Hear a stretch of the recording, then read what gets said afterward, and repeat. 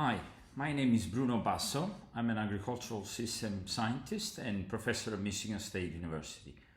First of all, I would like to sincerely thank the organizers of DG Crop for inviting me to present this keynote presentation. As you can see from the title, I will be discussing the role of digital twins to be able to scale sustainable agricultural systems. Agriculture continues to face critical challenges. We need to continue to grow nutritious food. It's not just about food security, but nutritional security. Continue to feed animal fiber, produce fiber and fuel, energy with less water and land that we have now under a constant threat of increased climate variability and change. We need to protect our soils, water, air quality, and reduce losses of biodiversity, achieve negative greenhouse gas emissions, and not less important, but at the same level, it is critical to consider the profitability of farmers such that their changes and adaptation measure are really incentivized and they potentially rewarded to do the right thing. And as you see the pictures below, those are some of the threats. We continue to lose some of the most productive land to urbanization. It happens anywhere, including here in the US. There's a constant expansion of urban settings taking over some of the most fertile land. We continue to deforest woodland and forest and creating significant burden on climate impact. Fires and land degradation continues to be major challenges, again, as a result of these increasing droughts and soil erosion, especially in a heavily and intensified system, still where tillage, conventional tillage is predominant. We, in the case of the US, we continue to lose a significant amount of topsoil in conventional tillage.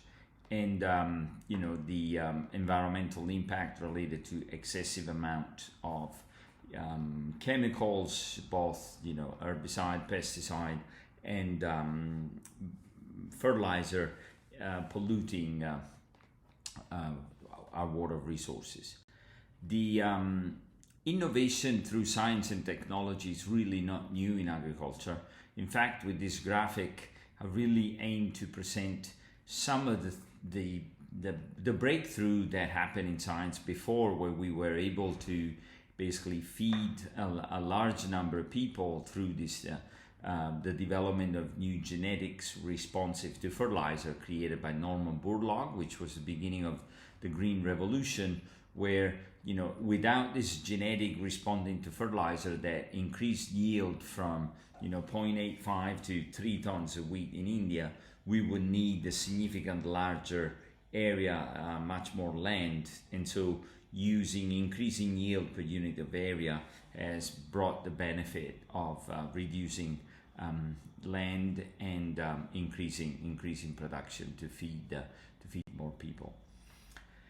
Additional breakthrough, just to give you, digital is really where almost nothing else surprises us, but I wanted to point out that when mechanization started, we had the same major innovation. We were able to cultivate much more land. At the same time, this innovation did not come with a toll to the environment. In fact, in the US, one of the largest environmental disaster was the Dust Bowl, where all the topsoil from the prairie reached all the way to Washington, D.C. And so significant losses of topsoil occur as mechanization became much more predominant. Late in the middle of the previous centuries, fertilizer and agrochemicals certainly allowed us to increase yields, but again, they came with a strong environmental impact, both water, air, natural resources in general. We have now reached a level of breeding, and first from some innovative and conventional breeding, then biotechnology now with CRISPR, that is really allowing us to produce better plants, but there's still with the we can still face unintended consequences, even though biotechnology has shown to be extremely safe and critical to boost and overall the sustainability of the agricultural systems, because increasing production. Then, like anything else, it can be taken to the opposite end, where excessive amount of fertilizer or pesticide are continued to use as a result of some initial benefits. Then data science and modeling, we've been witness them and significantly improvements through progress and in computational power, memory, speed, but what's really waiting for us is how we use all these tools integrated into a system approach that really aims at improving the circularity of the system, that leads to greater sustainability, profitability for the farmer, and reduction on the environmental resources. So environment, social and economic, the integration of all these components and elements will be certainly the future, as well as actually the present, the way things are going, with companies making pledges in on reducing the environmental footprint, climate, greenhouse gas emissions, and so on. We're certainly witnessing a digital revolution in agriculture, from sensing on trees, in plant sensors and this picture is not necessarily anything special or to show off, but it was that now agriculture is really taking just a much important role even into the media. So this was an editorial article on Forbes where again they presented the work that we're doing here in the Basso Lab in scaling the system. And so we have moved on in spoon feeding the crop, as you can see from the spraying drones, and the possibility of scaling and calculating carbon intensity score, or be able to apply very precisely the amount of water per single row through advanced robotics. So all this, when you bring them together, the monitoring and the analysis of what-if scenarios really happens into this broader context of digital twins, basically twins of the reality, growing plants or growing a farm, and understanding what happens on the farm on the computer. So we obviously have to integrate several pieces of the system, the monitoring component to proximal and remote sensing, then the modeling, especially nowadays with the opportunity of running multiple models together to better understand model structure, model error and uncertainties, calculation of environmental footprint, and all of this integrated into a much more precise management system where do the right thing at the right time, at the right place, both with high resolution and both over space and time, and all the way to be able to increase yield and reduce environmental footprint. Yield stability, you'll see in a minute, is a critical layer to be able to account for spatial and temporal changes occurring in agricultural system. So as you can see, a farmer is exposed to seeing this yield variation constantly, even though they may not look historically at a much larger data set, but it is really challenging for a farmer to implement variable rate when you see that the spatial patterns are not constant.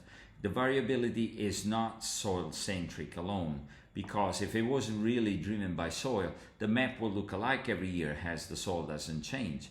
But it is highly impacted by the weather pattern, which respond differently depending on soil type and management position in the landscape. So when you start looking at how each single pixel varies over space and how it varies over time, we can really understand much more what is stable one way or another, what is constantly high productivity versus constantly low productivity, in areas that they fluctuate from one year to the next.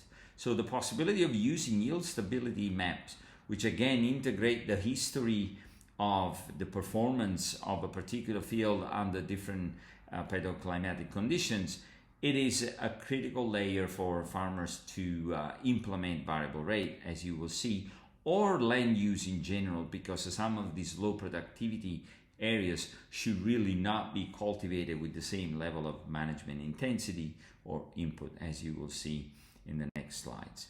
We also use, there is an incredible amount of progress in better understanding and separating water stress from nitrogen stress. And so when a plant is really impacted by water stress, obviously it's manifested by increasing the temperature, closest to matter, rolling the leaves. And so if you see these thermal stability maps, which we explain this to farmers if a field runs a fever.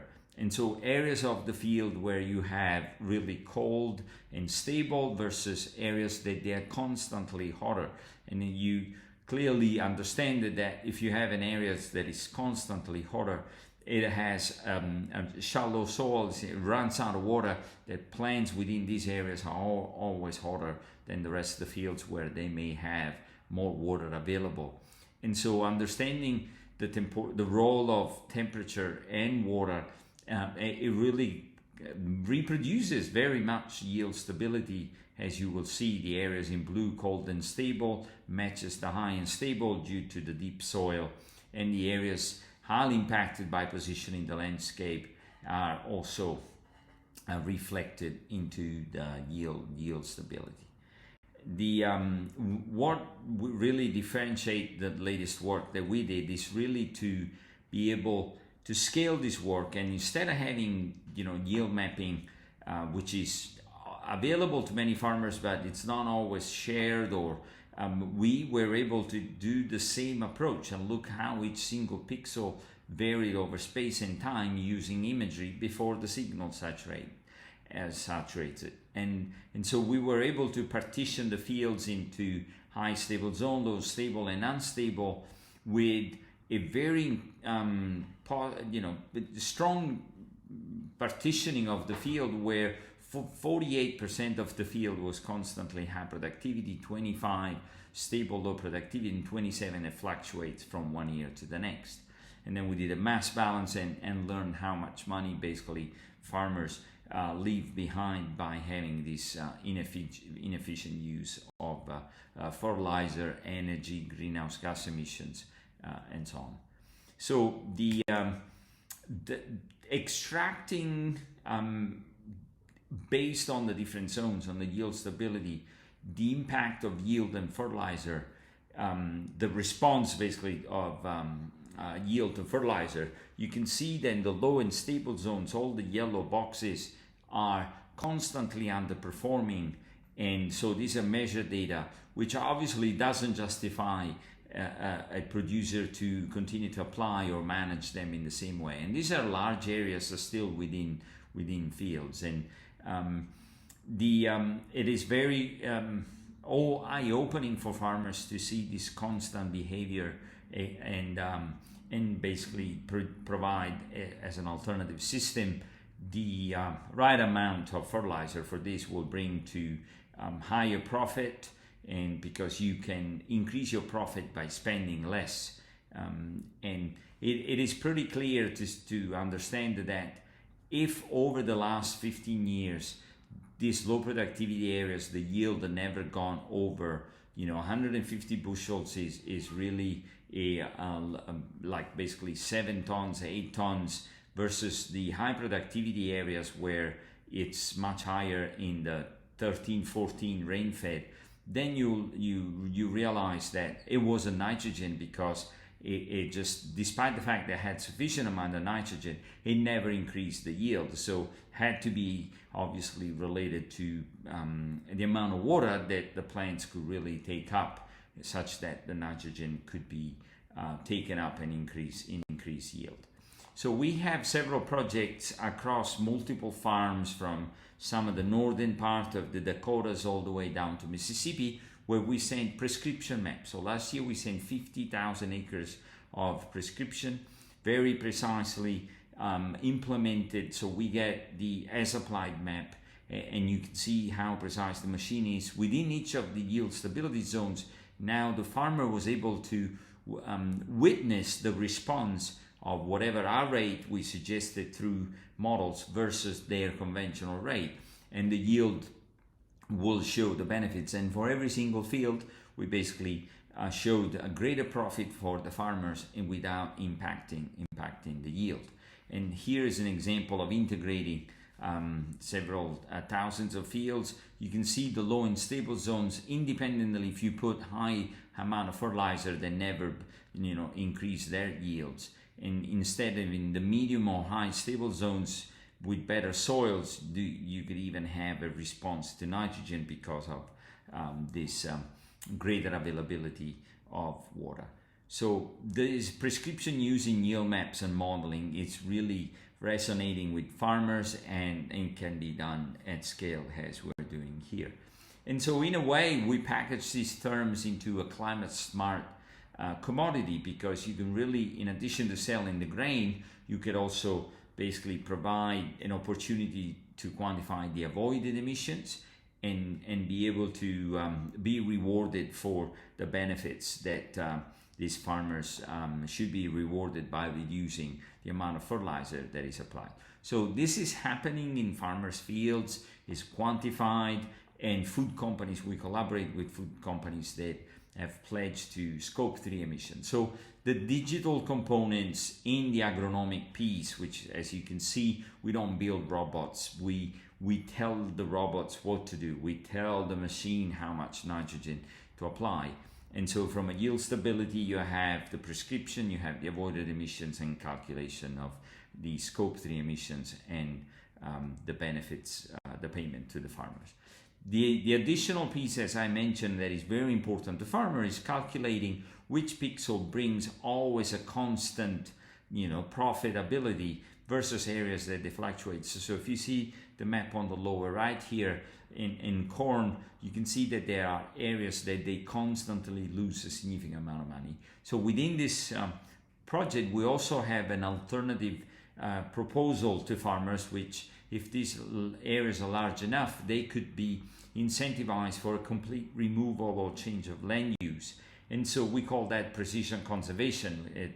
Where from profitability, you go to variable rate as shown in areas where it is doable, and otherwise you plant pollinators and get rewarded for ecosystem services, increasing biodiversity. The CPGs are much more interested in checking the box of the biodiversity, what they do. So buying grain where across food sheds where biodiversity is improving are all positive things that could come from this approach of bringing computational agriculture and digital agriculture into decision making, allow farmers to make more informed decisions, not just on the rates, but also which part of the fields you should invest more versus completely flip around, because the benefits of precision conservation obviously are reduction of nitrate leaching, reduction of greenhouse gas emissions, accrual of soil carbon, biodiversity associated benefits, and economic benefits.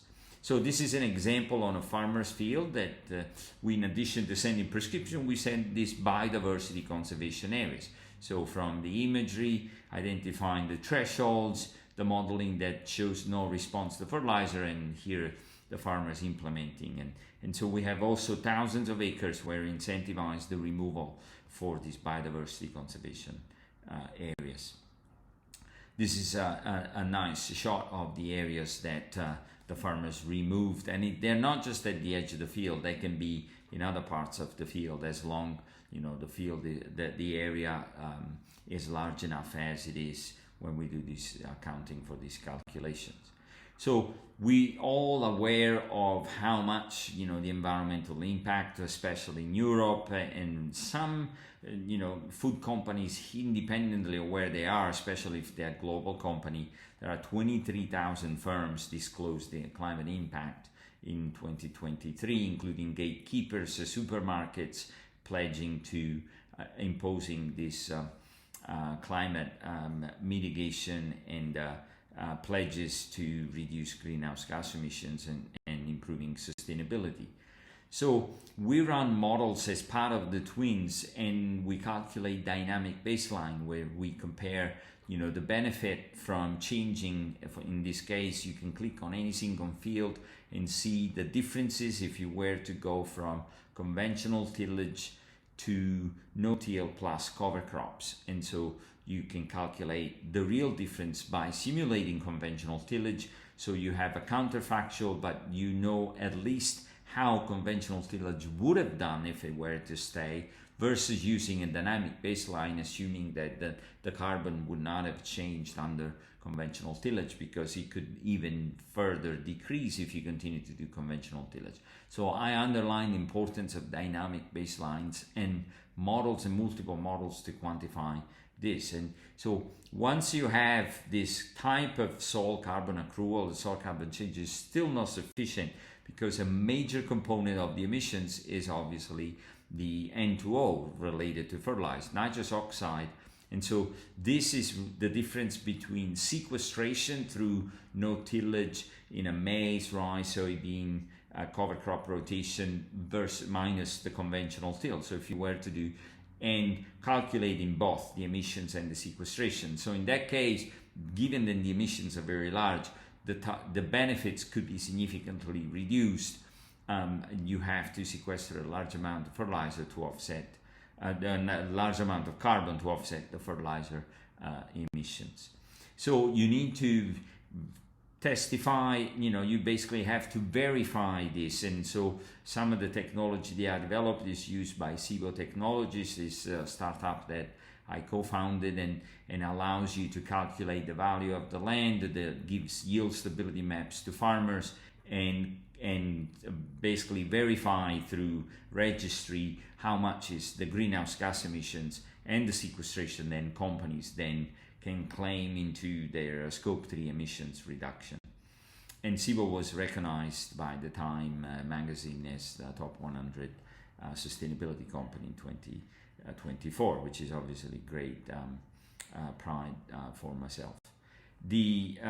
Just to conclude, we need to move away from a linear system, produce, use, and waste, but we need to be able to bring the system to the right across different level of technologies, both looking at not just the carbon tunnel vision, but also water and nitrogen at the same time. We need to be able to generate energy on the farm through an electrification of the Ober-Bosch system. There is much more progress happening. Farmers now in the US are starting to produce liquid fertilizer, simulating the lightning processes, and apply liquid fertilizer, produce energy through biodigestion and biogas, and be able to spoon feed the crop using recycling water, removing animal from confined animal facility operation, more in rotational grazing, be able to grass fed them and sequester carbon,